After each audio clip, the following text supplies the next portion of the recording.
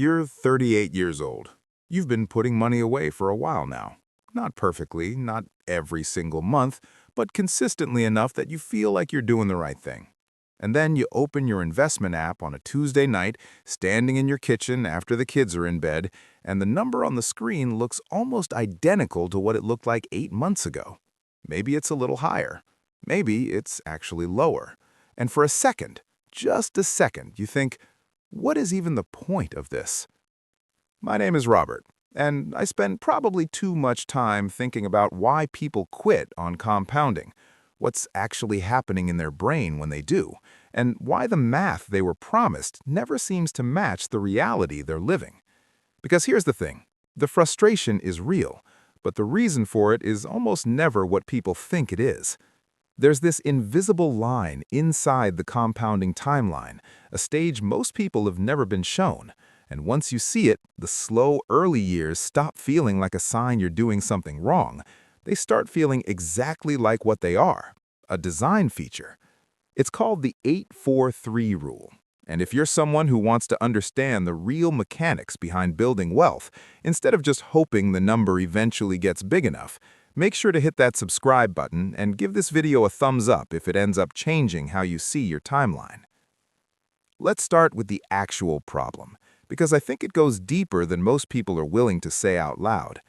You're in your late 30s or early 40s. You have a real income now, more than you made at 26, definitely. But you also have real expenses now. The mortgage, the car payment, maybe two of them, the kids' activities, the weekend trips, the dinners out, because honestly, you've earned some breathing room, haven't you?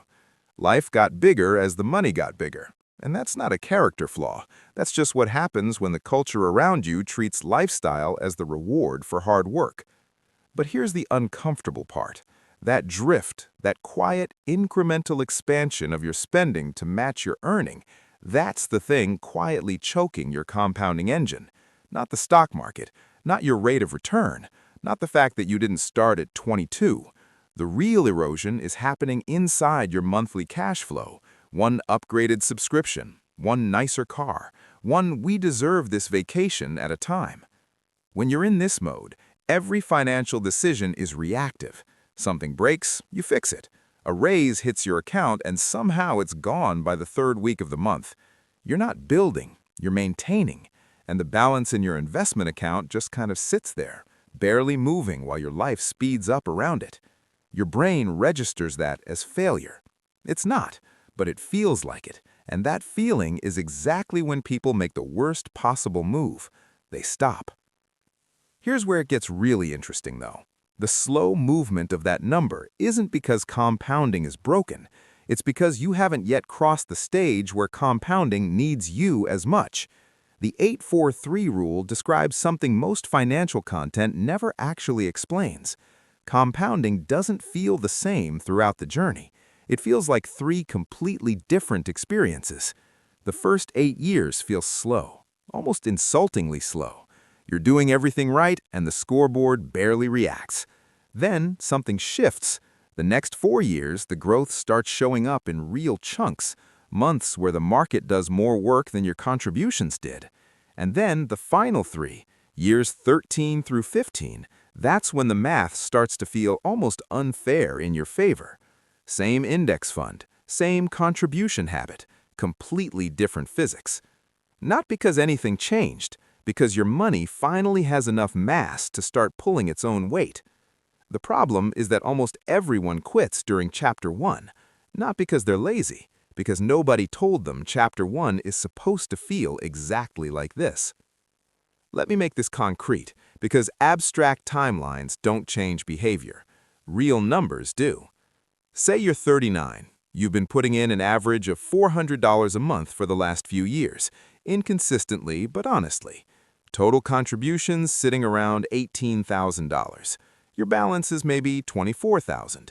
You've made about $6,000 without doing anything, which sounds okay until you compare it to what you hoped compounding would feel like by now. Here's what your brain does with that. It runs a linear projection.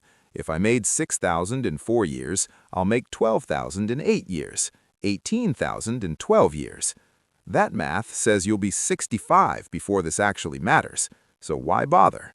But that's not how it works. That's the lie your brain tells because your brain wants straight lines, and compounding is an exponential curve. The 6,000 you made in year 4 will not be what you make in year 8. The money you have now earns returns, and then those returns earn returns on the returns. The scoreboard in year 8 doesn't look like double year 4. It looks like a different game entirely. And here's the part that hits. You are closer to that inflection point than you think. If you're 38 and you've been at this even loosely for 3 or 4 years, you are not starting over. You are building an engine. You just haven't hit the RPM where it starts. The $400 a month that could have been $650 after that raise. That $250 difference, compounded over the next 15 years, isn't $45,000. It's closer to $130,000. That's not a small number. That's a different retirement. And it wasn't taken from you by the market, or by your employer, or by bad luck. It evaporated in the gap between what you earned and what you decided your lifestyle now required. Here's the thing. Most people get wrong about the 8-4-3 rule. They think it's a timeline for getting rich. It's not. It's a framework for understanding what phase of the journey you're actually in, because the strategy that survives each phase is different. In the first 8 years, you are the engine. Your contributions are doing almost all the heavy lifting. Returns matter, but they're not the star of the show yet. This means the most powerful thing you can do isn't pick a better fund or time the market. It's protect the input. Keep the monthly contribution going. Keep lifestyle inflation from eating the gap. That's the whole job in phase 1. Not exciting, not viral, just essential. Then something shifts around years 9 through 12. Your contributions and your returns start working together as equals. A good month in the market can add more than you contributed that month. This is where people suddenly start feeling smart. They start attributing the growth to their decisions rather than to time and consistency. That's where a different kind of mistake happens: overconfidence, chasing better returns, moving money around. People in this stage who stay boring, they keep winning. People who get clever, they interrupt the compounding right when it was about to get good. And then years 13 through 15. This is the part that's genuinely hard to believe until you see it on paper. The snowball gets so heavy that the growth in a single year can exceed what you contributed in the entire first phase combined. Same person, same fund, same habit. The math just finally has enough mass. But you only get there by surviving the boring chapter. And the boring chapter is where lifestyle inflation does its worst work, because when the scoreboard moves slowly, the temptation to reward yourself with spending feels completely rational. You're not seeing the returns anyway, why not enjoy the money now?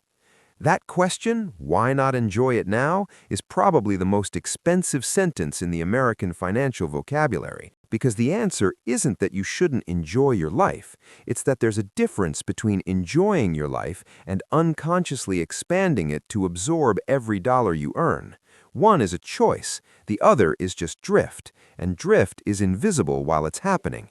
You don't feel yourself drifting. You just look up one day and realize your expenses require your income, which means you can never actually stop, which means you built a lifestyle instead of a life. The reframe that changes everything is this: the contribution you protect today isn't a sacrifice.